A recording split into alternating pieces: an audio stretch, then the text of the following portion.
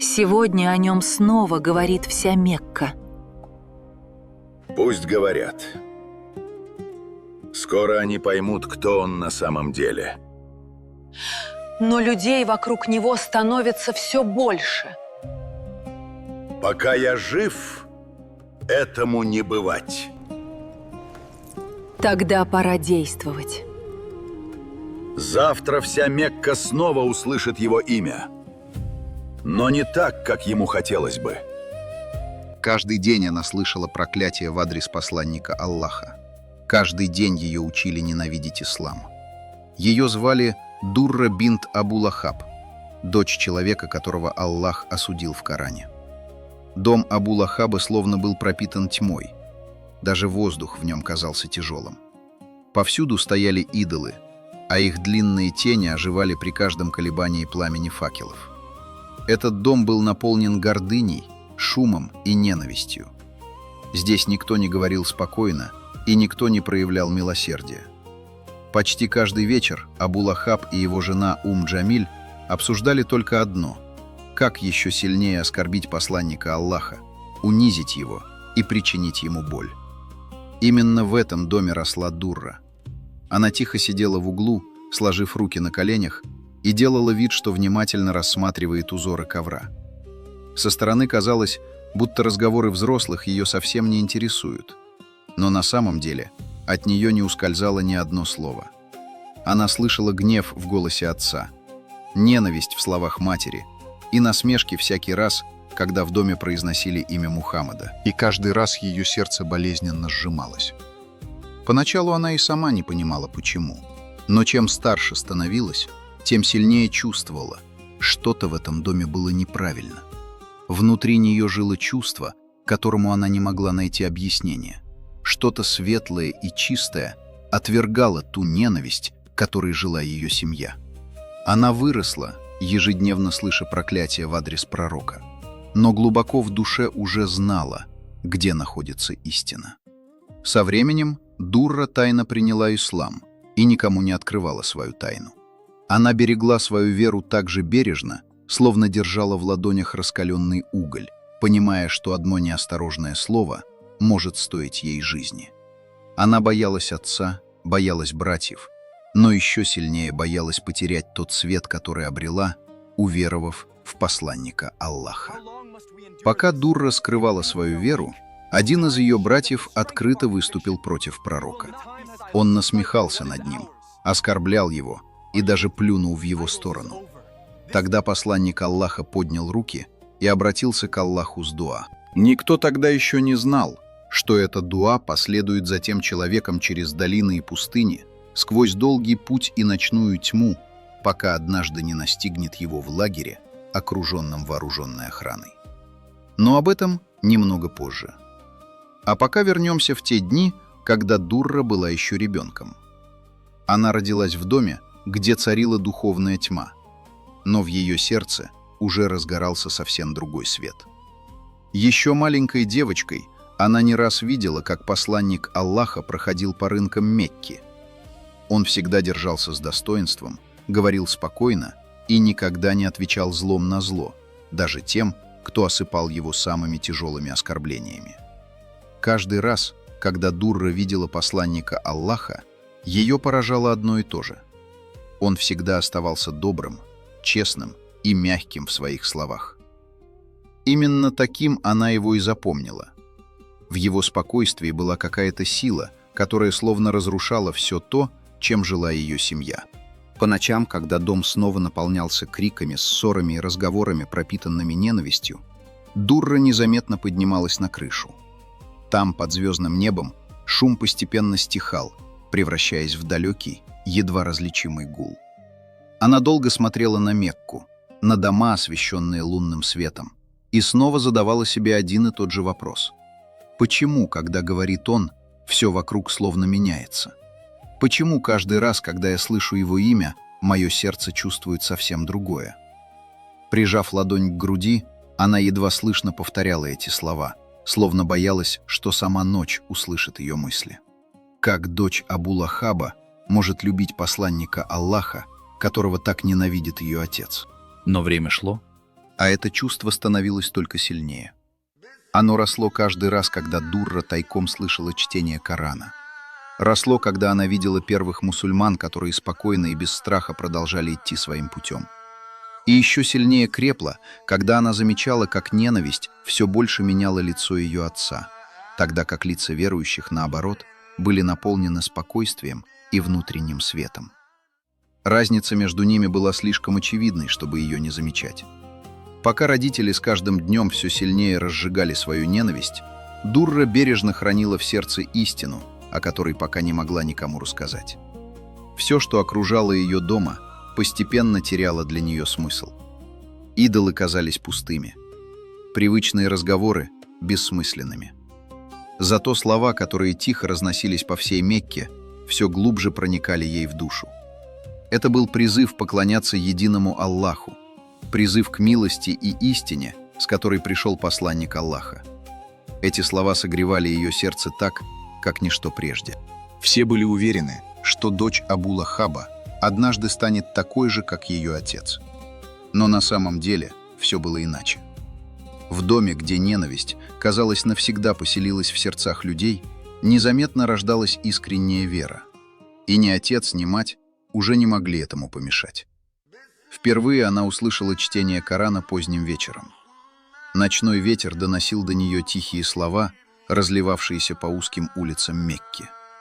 Это было совсем не похоже ни на стихи, которыми восхищался ее отец, ни на песнопения многобожников. В этих словах было что-то такое, чего она никогда раньше не чувствовала. Чистота, спокойствие и удивительная сила. Они коснулись ее сердца задолго до того, как она поняла их смысл.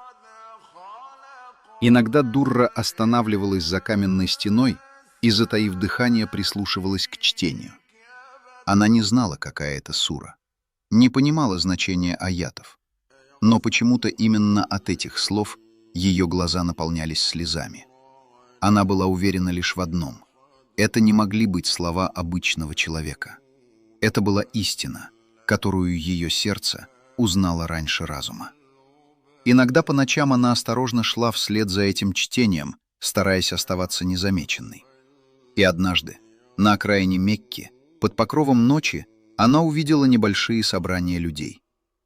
Они сидели с опущенными глазами, читали Коран, рассказывали друг другу о новой вере и напоминали, что нет никого достойного поклонения, кроме Аллаха. Совсем не такими представлял их ее отец. Он называл этих людей лжецами, безумцами и обманщиками. Но женщины, которых увидела Дурра, были совсем другими. Спокойные, искренние, с лицами, озаренными светом, которого она никогда не видела в собственном доме. В их взглядах не было ни страха, ни злобы, только умиротворение, твердая вера и какое-то удивительное внутреннее спокойствие. Заметив девушку, одна из женщин, пожилая с доброй улыбкой, жестом пригласила ее подойти.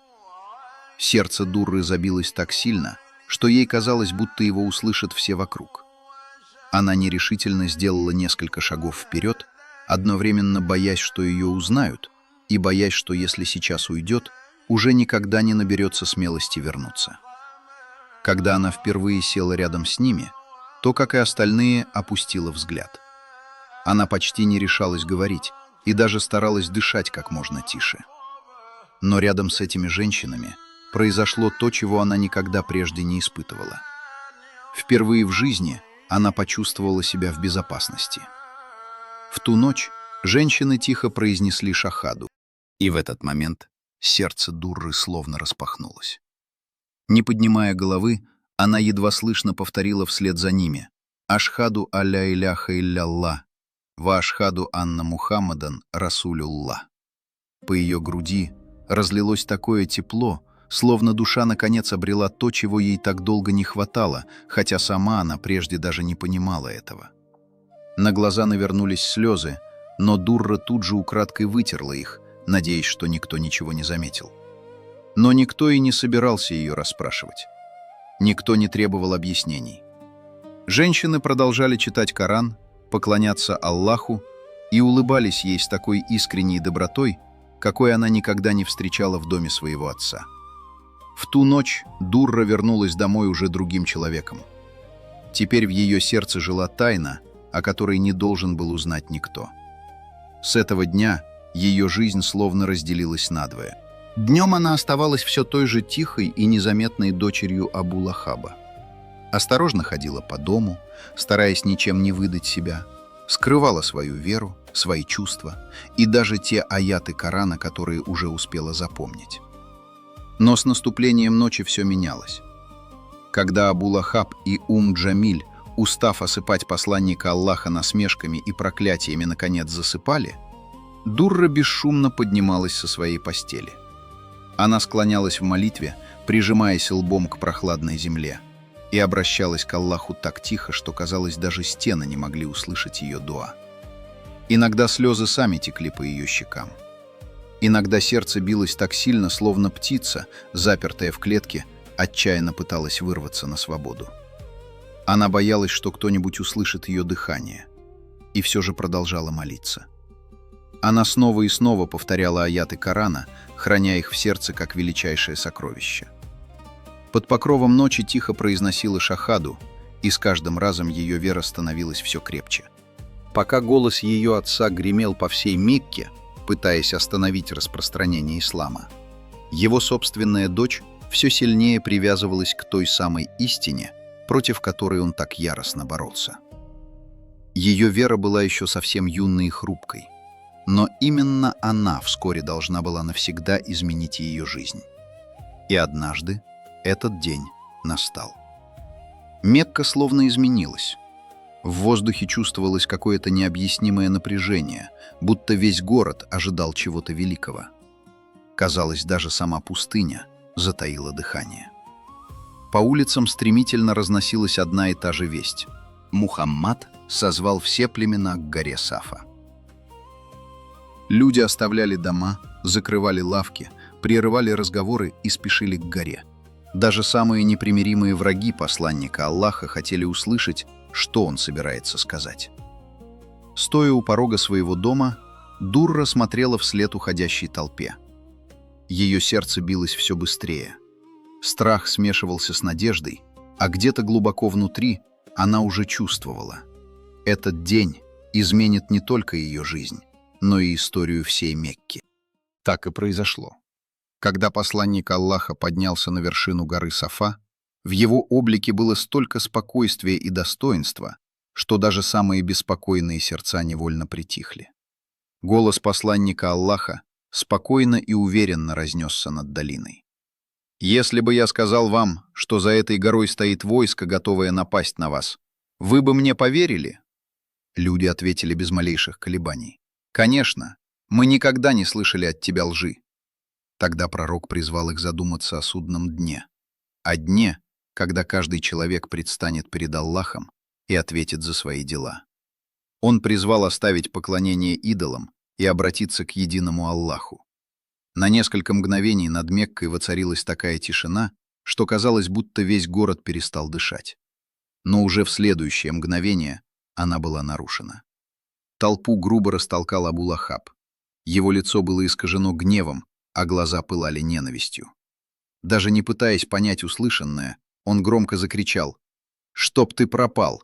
Неужели только ради этого ты собрал нас здесь?» Его слова прозвучали словно пощечина. По толпе прокатился тревожный шепот.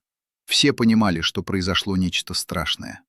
Впервые родной дядя посланника Аллаха открыто выступил против него перед всем народом.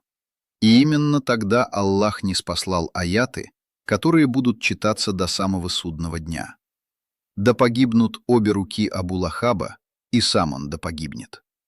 Когда Абу-Лахаб вернулся домой, его крики были слышны еще с улицы. Он ворвался в дом вне себя от ярости, крича о позоре, об унижении и о том, что Коран осмелился назвать его по имени. Джамиль не отставала от мужа. Она осыпала посланника Аллаха проклятиями, еще сильнее разжигая ненависть, которая уже давно поселилась в этом доме. Дурра тихо ушла в свою комнату и осторожно закрыла за собой дверь. Прислонившись к ней спиной, она пыталась успокоить дыхание. Она дрожала не потому, что боялась наказания. Ее страшило совсем другое, что однажды отец и мать увидят истину, которую она уже не могла скрыть даже от самой себя. Аллах сказал о ее отце, и она всем сердцем верила каждому слову своего Господа. Всю ночь в доме не смолкали крики. К отцу присоединились братья, и с каждым часом их ненависть становилась все яростнее. Но больше всех неистовствовал Утайба. Он метался по дому, с силой захлопывал двери и кричал, что публично унизит посланника Аллаха, что ответит на его слова еще большими оскорблениями. Каждое его слово было пропитано злобой. Каждая новая угроза звучала страшнее предыдущей, а Дурра молча слушала все это за закрытой дверью. Слезы медленно катились по ее щекам вовсе не потому, что Аллах осудил ее отца. Наоборот. Среди всего этого хаоса она все яснее понимала. Именно слова Аллаха были единственной истиной, в которой невозможно сомневаться. Посреди дома, наполненного ненавистью, ее сердце наконец обрело настоящую уверенность. Шло время. Первые мусульмане один за другим начали тайно покидать Мекку, отправляясь под покровом ночи в Ясриб. Каждый раз, провожая взглядом семьи, которые оставляли родной город ради своей веры, Дурра чувствовала, как сердце болезненно сжимается. Они уходили уставшими, измученными, полными тревоги. Но уходили свободными. И каждый такой уход напоминал ей, что сама она пока еще не решилась сделать этот шаг. С каждым днем эта боль становилась все сильнее. Каждый вечер отец возвращался домой, переполненный ненавистью. Каждый вечер мать вновь осыпала посланника Аллаха проклятиями. Каждый вечер Утайба и остальные еще сильнее разжигали свою вражду против ислама. И с каждым таким вечером Дурра становилась все тяжелее. Когда дом наконец погружался в тишину, она еще долго не могла уснуть. Лежа с открытыми глазами, Дурра едва слышно повторяла аяты Корана, которые успела выучить втайне, словно боялась потерять хотя бы одно слово, согревавшее ее сердце. Дурра мечтала лишь об одном — испытать то, что уже испытали первые мусульмане. Свободно поклоняться Аллаху, не скрывая своей веры. Смотреть в открытое небо без страха. Жить там, где за произнесенную шахаду не придется расплачиваться собственной жизнью. Но она была дочерью Абу Лахаба. Покинуть этот дом означало пойти против всего, чем жил ее отец. И все же с каждым днем она все яснее понимала — оставаться здесь больше невозможно. Та самая смелость, которая когда-то позволяла ей лишь шепотом произносить шахаду под покровом ночи, теперь требовала большего. Она словно звала ее сделать следующий шаг. И однажды эта ночь настала. После очередного вечера, когда дом вновь наполнился проклятиями в адрес посланника Аллаха, после того, как Утайба поклялся публично унизить пророка, после того, как Джамиль в приступе ярости разбила глиняный кувшин, Дурра поняла — больше она здесь не останется. Ей казалось, что тьма этого дома медленно сжимается вокруг нее, не оставляя возможности свободно дышать. Дождавшись, когда все уснут, она плотнее закуталась в плащ, закрыла лицо покрывалом и бесшумно вышла из дома. Сердце колотилось так сильно, что ей казалось, его услышит весь город. Но улицы Мекки были пусты. Не горел ни один огонь. Не было слышно ни единого голоса. Только ночь. И девушка, которая навсегда оставляла позади город своего детства. Город, который едва не погубил ее душу. Путь в Медину оказался долгим, одиноким и опасным. Дурра избегала больших дорог, опасаясь встретить караванную стражу или дозорных курайшитов, которые могли ее узнать. Каждую ночь она спала под открытым небом, и единственным, что придавало ей силы, была ее вера в Аллаха. Наконец, на горизонте показались пальмовые рощи. У нее перехватило дыхание. Перед ней была Медина. Город, ставший убежищем для верующих. Город, где ислам больше не нужно было скрывать. Но вместе с долгожданной надеждой в ее сердце неожиданно поселилась тревога. Она и сама не понимала, откуда взялось это чувство. Однако очень скоро стало ясно — оно не было напрасным. Едва Дурра вошла в Медину, ее заметили несколько женщин из племени Бану Зурайк.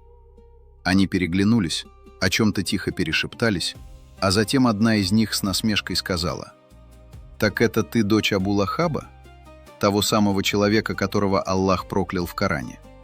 И какая же польза может быть от твоего переселения?» Эти слова ранили Дурру гораздо сильнее, чем она ожидала. На мгновение у нее подкосились ноги.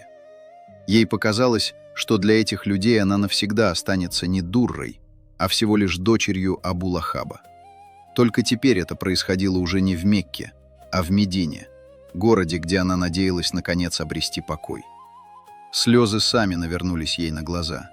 Не в силах справиться с болью, она сразу направилась к посланнику Аллаха. Дрожащим голосом Дурра рассказала ему обо всем. О насмешках, о презрительных взглядах, о том, что люди продолжают видеть в ней неверующую женщину, а лишь дочь человека, которого Аллах осудил в Коране. Она была готова к любому ответу. Думала, что пророк промолчит или просто посоветует ей проявить терпение. Но произошло совсем другое. Посланник Аллаха поднялся со своего места, неспешно взошел на минбар и обратился ко всем собравшимся. В его голосе не было ни гнева, ни раздражения, только правда и искренняя забота о той, чье сердце уже столько лет проходило через испытания. Он сказал: «Почему некоторые люди причиняют боль членам моей семьи? Кто причиняет боль моим родственникам, тот причиняет боль мне. А кто причиняет боль мне, на того гневается Аллах». Эти слова стали для Дурры словно долгожданный дождь после долгой засухи. Впервые в жизни она почувствовала, что больше не одна. Теперь ее защищали не стены родного дома, не кровное родство и не необходимость скрываться. Рядом с ней был сам посланник Аллаха. Но прежде чем продолжить историю Дурры в Медине, нужно вернуться на много лет назад. Именно тогда, в первые годы исламского призыва, произошли события, которые оставили заметный след в истории раннего ислама и навсегда изменили судьбу семьи Абу-Лахаба. Посланник Аллаха еще находился в Мекке. Дурра была совсем юной. После событий у горы Сафа и ниспослания суры Аль-Масад Утайба воспринял осуждение своего отца как личное унижение. Именно с этого момента и начала разворачиваться история, которая вскоре потрясла всю Мекку. Утайба с детства отличался безрассудством, жестокостью и непомерной гордыней. Высокомерие настолько глубоко пустило корни в его сердце, что стало частью его характера. Услышав, как Коран навсегда осудил его отца, Утайба воспринял это как личное унижение. Его гордыня постепенно превратилась в ненависть, а ненависть — в неудержимую жажду мести. Желая причинить посланнику Аллаха как можно более сильную боль, он решил нанести удар по его семье.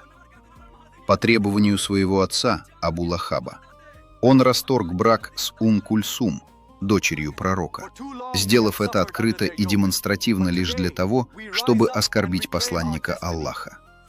Абу-Лахаб полностью одобрил поступок сына, а Джамиль открыто хвалила его за это. Однако жители Мекки смотрели на происходящее совсем иначе. Даже многие из тех, кто еще не принял ислам, понимали, что Утайба переступил черту, которую не должен переступать ни один человек. Но даже этого Утайбе оказалось недостаточно. Вскоре он совершил поступок, после которого даже самые убежденные противники ислама поняли – он переступил все границы. Однажды днем на рынке Утайба увидел посланника Аллаха, беседующего с людьми. Он уверенно направился прямо к пророку. Его глаза горели ненавистью. В походке Утайбы было столько злобы и решимости, что даже самые смелые невольно насторожились. Люди молча расступались перед ним. Все чувствовали, что сейчас произойдет нечто страшное. Подойдя вплотную к посланнику Аллаха, Утайба тяжело дышал от переполнявшей его злобы. Затем он начал насмешливо произносить искаженные слова Корана, намеренно изменяя откровение Аллаха. Каждая его фраза была пропитана презрением. Закончив, он наклонился вперед и плюнул в сторону пророка. По толпе прокатился потрясенный вздох. Даже те, кто не был мусульманином, понимали, что Утайба зашел слишком далеко, и такой поступок не останется без последствий. Посланник Аллаха спокойно посмотрел на него. В его взгляде не было ни гнева, ни страха, лишь непоколебимое спокойствие человека, который полностью полагается на Аллаха. Затем он поднял руки и обратился к Аллаху с мольбой. «О Аллах, пошли на него одного из своих зверей». После этих слов над рынком повисла тяжелая тишина. Казалось, само время остановилось. Даже Абу Лахаб, прибежавший на шум, застыл на месте. Он сразу понял, что произошло. Это были не слова разгневанного человека, а мольба посланника Аллаха, которого защищает сам Аллах. Впервые страх оказался сильнее его гордыни. Он схватил сына за плечи, и его руки заметно дрожали. «Ты хоть понимаешь, что натворил? Понимаешь, что навлек на себя?» В его голосе больше не было прежней самоуверенности. Теперь в нем звучал только страх. Прошло некоторое время после хиджры. Пока Дурра постепенно привыкала к новой жизни в Медине, Утайба вместе с большим торговым караваном отправился в Шам. Вместе с караваном ехал и Абу Лахаб. Все эти годы он так и не смог забыть мольбу пророка. Где-то глубоко в его сердце продолжал жить страх, что однажды эти слова непременно исполнятся. Поэтому он сделал все, чтобы уберечь сына. Приставил к нему вооруженную охрану, велел самым сильным мужчинам ночевать рядом, а на каждой остановке приказывал складывать вокруг Утайбы тюки, мешки и сундуки, превращая место его ночлега в настоящую крепость. Но никакие человеческие меры не могли изменить того, что уже было предопределено Аллахом. Тот самый человек, который насмехался над пророком, теперь каждую ночь спал за баррикадой из поклажи, окруженный вооруженной охраной. Через несколько дней караван остановился в пустынной местности Арт-ас-Сиба, что в переводе означает «земля диких зверей». С наступлением темноты верблюды начали беспокойно фыркать и тревожно оглядываться по сторонам, словно чувствовали приближающуюся опасность. Эти места давно славились хищниками, и люди хорошо знали об этом.